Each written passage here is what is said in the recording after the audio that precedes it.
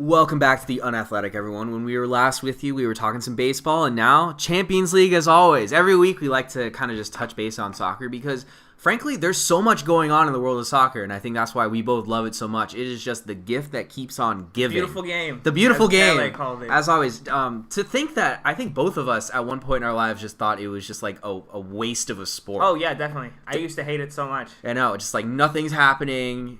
What's beautiful about this game at all? The U.S.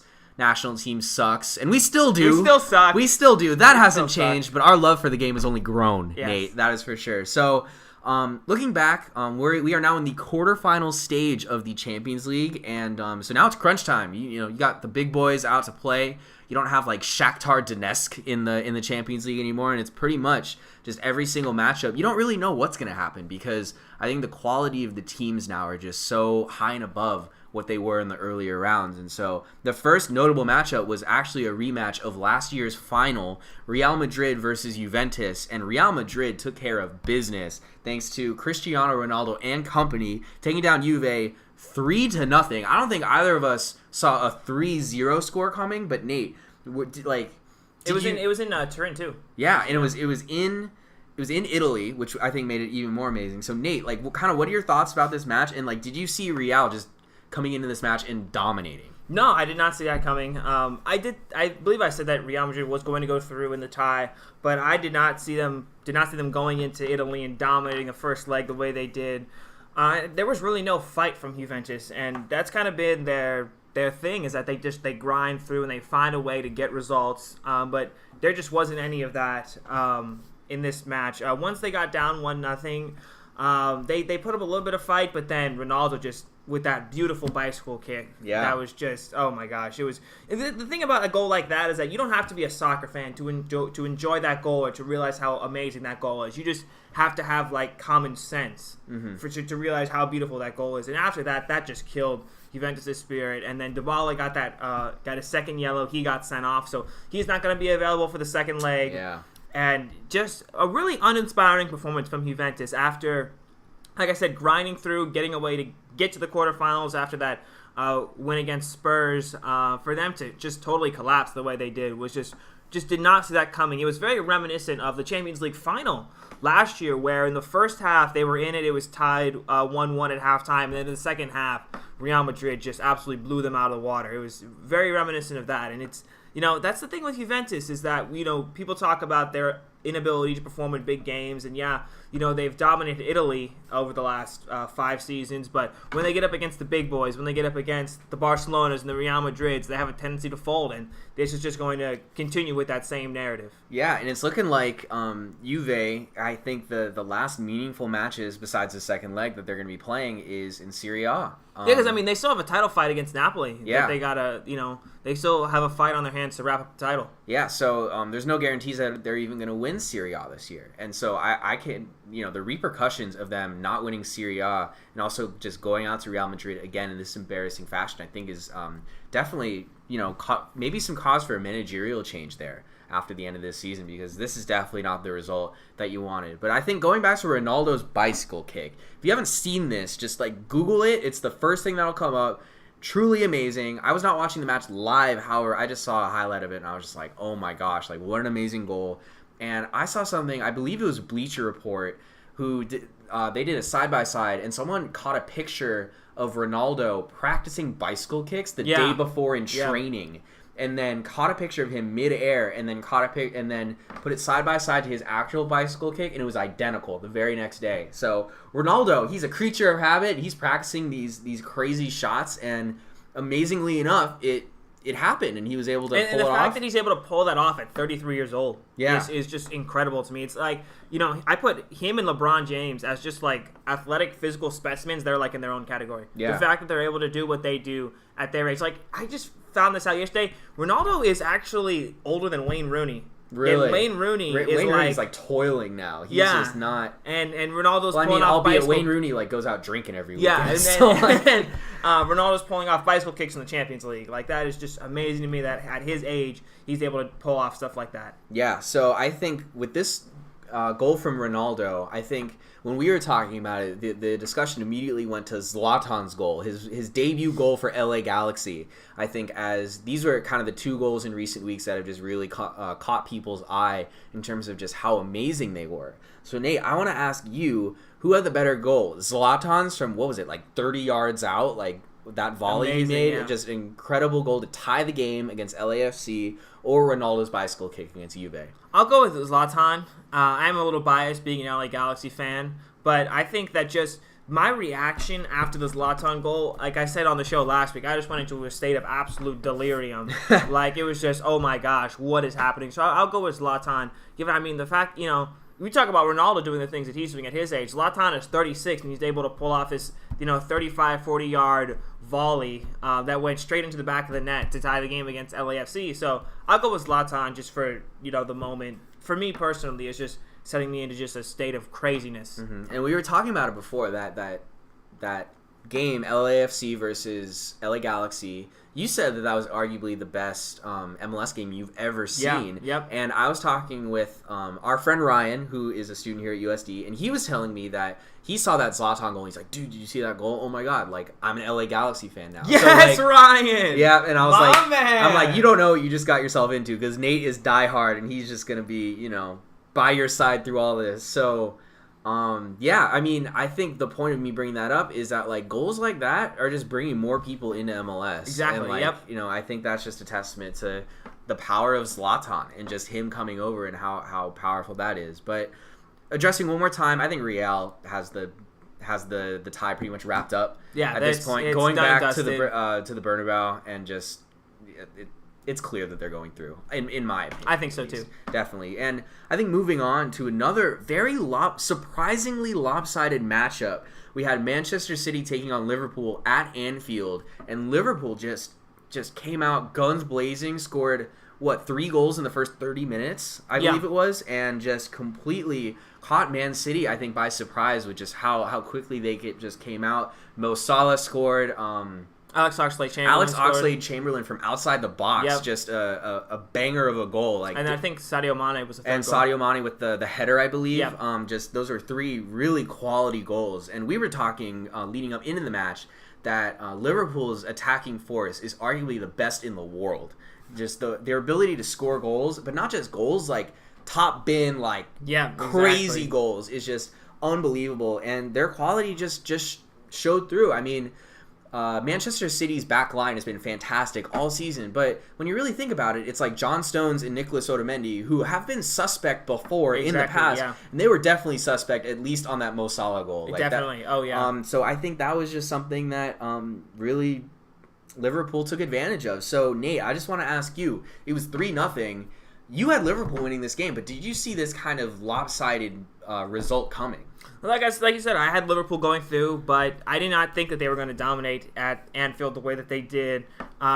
City looked like a completely different team than the team that has absolutely ran through the Premier League this season. And, all credit to Jurgen Klopp for, this is now the second time that he's come out with the right game plan to beat City. And I think that, it just shows the managerial prowess that Jurgen Klopp has. And I think that, I think you could make the argument that he is maybe not the best manager in the Premier League, but certainly a top-notch manager in the Premier League, because he's, twice this season he's outwitted Pep Guardiola, who is heralded as the best manager in the world. Mm-hmm. So all credit goes to Jurgen Klopp for coming out with that, for coming out with the right game plan. Another part of this match that I thought was truly amazing and that we don't necessarily see from Premier League fans that often was the Liverpool fans before the match. Oh, yeah.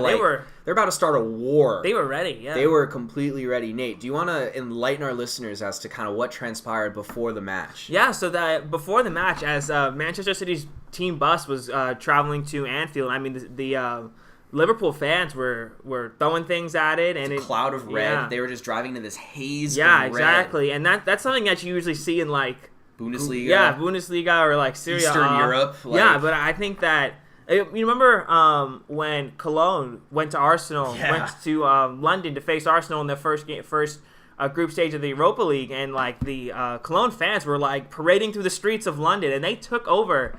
They took over the Emirates, and I think that that's something that you really do not see in the Premier League. And so I thought it was just kind of cool just to see, that this is what being a fan is about. And it wasn't apparently dangerous or anything. Like, they weren't like threatening the City players, but just that they were throwing stuff at the bus. They're throwing stuff at the bus, but like it's not like they're like breaking into the bus or doing anything that would be like extremely dangerous. That would actually like blatantly injure a Manchester City player. Yeah. So it's just interesting to see that, that is that going to become more commonplace in the Premier League? Who knows? But it was just something interesting to see. I thought that was just a real testament to the power that a fan base can have as a 12th and man. I think that they were definitely in the City players' heads. And actually, when they faced off in the Premier League back in January, when it was when City was undefeated and that was their first loss in the Premier League, Raheem Sterling, who was a former Liverpool player and now plays for Manchester City, he was definitely rattled in that first matchup at Anfield, and he didn't start in the Champions League match at Anfield because Pep Guardiola knew that the Liverpool fans were going to be in his head, so he came on with 30 minutes left, and they booed him every time that he touched the ball. But that just shows the power that fans can have on a game. Yeah, most definitely. And I think they just successfully rattled the cage. Definitely. And had Manchester City players kind of coming out onto the field as looking like deer in headlights, especially that back line just sleeping. And the back line, they're closer to the fans, sitting back, and they were probably just getting hounded all game. And I mean, again, like you said, I would like to see more of this in the Premier League. I'd like to see, as an Arsenal fans just kind of going above and beyond. I mean, Arsenal Fan TV pre and post game, obviously they're expressing a lot of emotion, but during the game, like we need fans to step up like that, because think of how many wins could have potentially gone Arsenal's way if the fan base just lit up the Emirates. Because when the Emirates is loud, it's loud. We saw that against Leicester in the opening game of the season, that 4-3 game, where it's just completely wild. Sorry to make this about Arsenal all of a sudden, but that was just kind of where my mind jumped to, as like, come on, as a fan base, Arsenal, I can only do so much from San Diego, California. Like, in London, in North London, y'all need to just pack the stadium and be loud. And it can be hard to be an Arsenal fan sometimes, but just got to do what you got to do. But all respect to Liverpool, and I think I think Liverpool deserved this more. They did, like, as a fan base, as an organization, because Manchester City, I mean, we were saying this about PSG. Like, money doesn't buy trophies, and it's going to buy them the Premier League this season. But they didn't go out and spend all this money to buy the Premier League. They went out for Manchester City. It's all about the Champions League, and we talked about that last week. All their eggs are now in the Champions League basket, and they're going to go on to win the Premier League. And we'll talk about their matchup with Manchester United a little bit later. But for Manchester City to collapse the way that they did against Liverpool, I think that shows really how talented that this Liverpool team is, and it kind of makes you think about, well, if early in the season they didn't have the defensive lapses that they had, and if they hadn't dropped points the way they did, could this Liverpool team be contending for the title? I know. I think going into next season, they'll probably add a defensive piece. Naby Keita's coming in from RB Leipzig, and he's just a fantastic central mid player.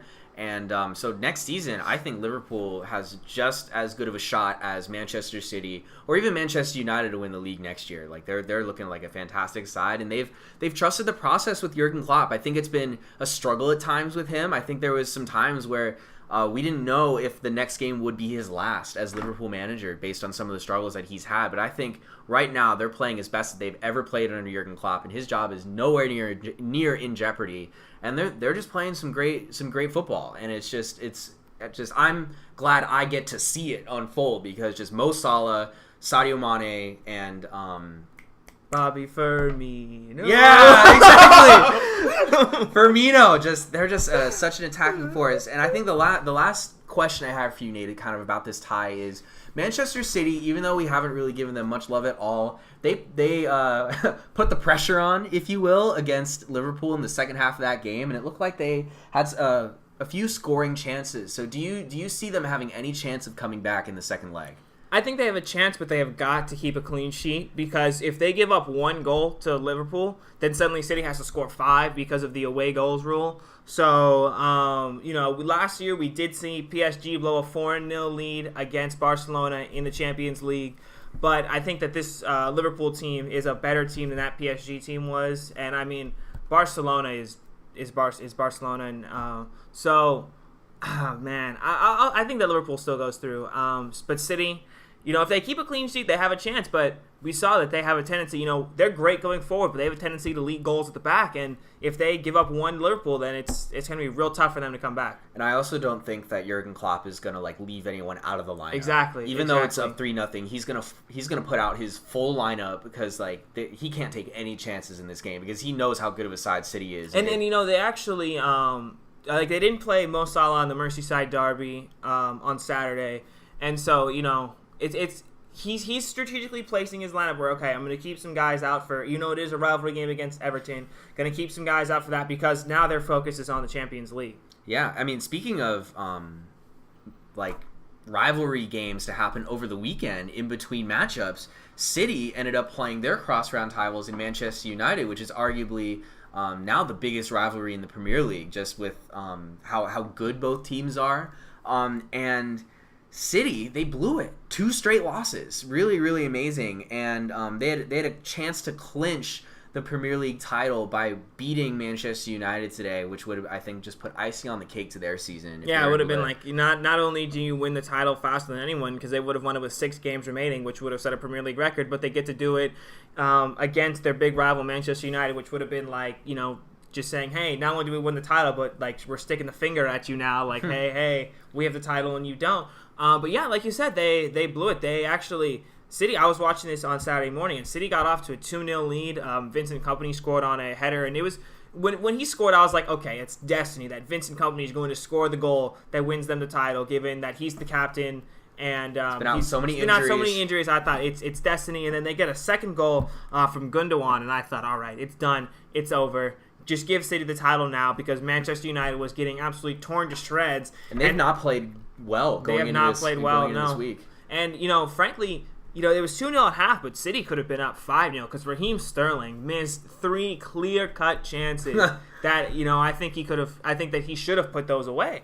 And but Manchester United, I mean, I don't know what Jose Mourinho said to them at halftime, but they responded absolutely tremendously.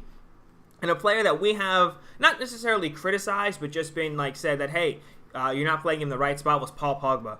And he comes out in the second half, scores 2 goals in 3 minutes, scores 1 in the 53rd minute, scores the tying goal in the 55th minute to tie it up at 2-2. And then much maligned Manchester United center back Chris Smalling scored the winner to put them up 3-2 and deny Manchester City the title. Yeah, and I think what's really interesting about Pogba's 2 goals is that I think Pep Guardiola, a couple days before... Yeah, on Friday, he said that Paul Pogba's agent offered Pogba to Manchester City. So it was actually interesting because on Friday afternoon, Paul Pogba posted a picture on Instagram and Twitter of him holding his hand up to his ear, and the caption said, "Say what?" And then after he scored those 2 goals against City to tie the game, he turned to the City fans, put his hand up against his ear, and did that same gesture. So yeah.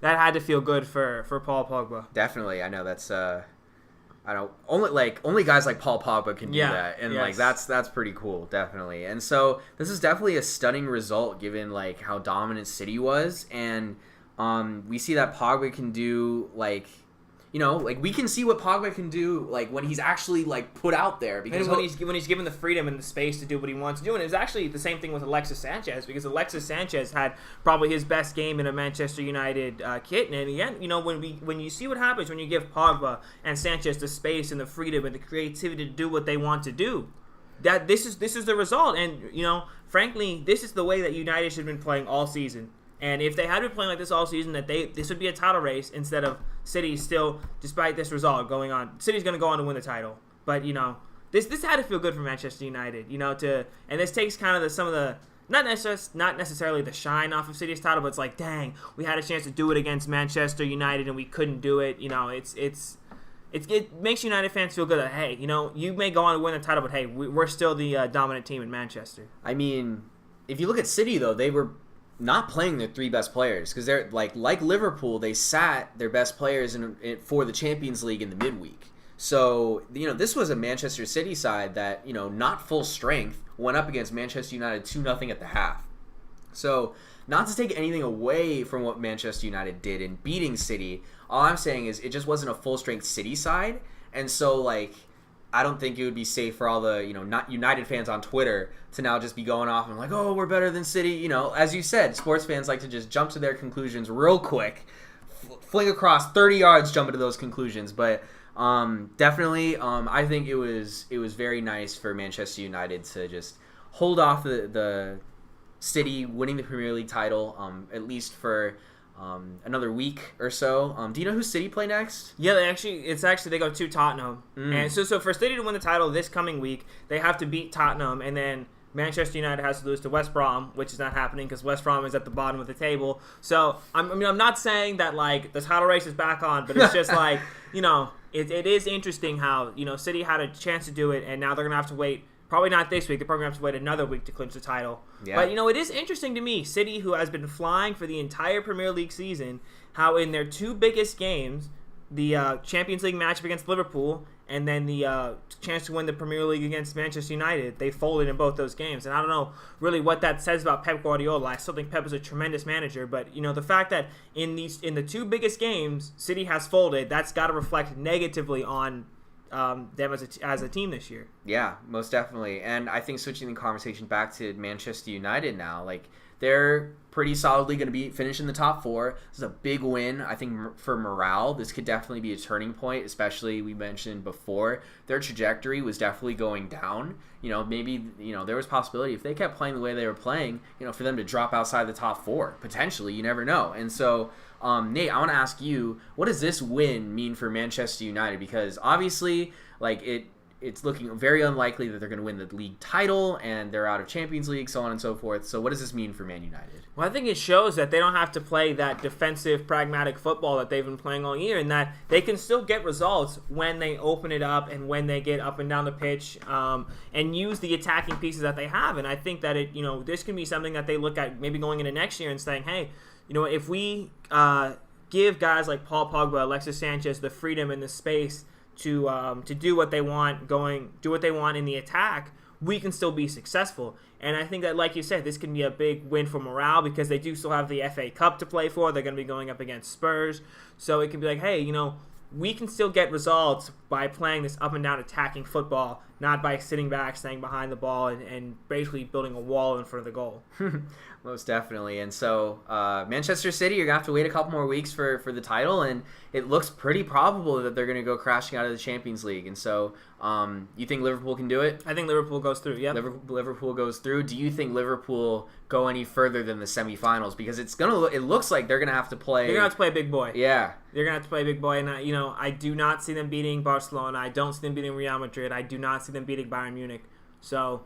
Liverpool, just to get to the semifinals and to be the last Premier League team remaining is going to be an accomplishment in and of itself, and it's something that they can build on to going into next year. Like you talk about, they're going to be a very dominant side next year. I think that they can definitely go on to win the Premier League next year, go on to contend for the Champions League. So Liverpool, they've got a good foundation. Like you said, they've trusted the process, and now they're starting to wield the results. Yeah, and we'll have all of our analysis on the next leg of the Champions League matchup, most likely in next week's episode. We like to talk about soccer pretty much every single week, so we'll be able to recap kind of what goes on next week. But in the meantime, when we come back, we're actually going to be talking about the Masters. Nate's really excited about it.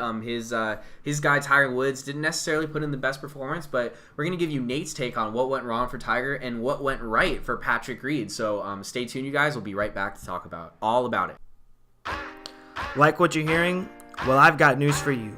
You no longer have to wait a whole week to hear from your favorite sports personalities. Hi, I'm Nate Wiggins, and Ben Friedel and I have got you covered. Give our show, The Unathletic, a sports podcast, a listen. We release new episodes every Monday and are committed to bringing you the best content. That's right, the very best content.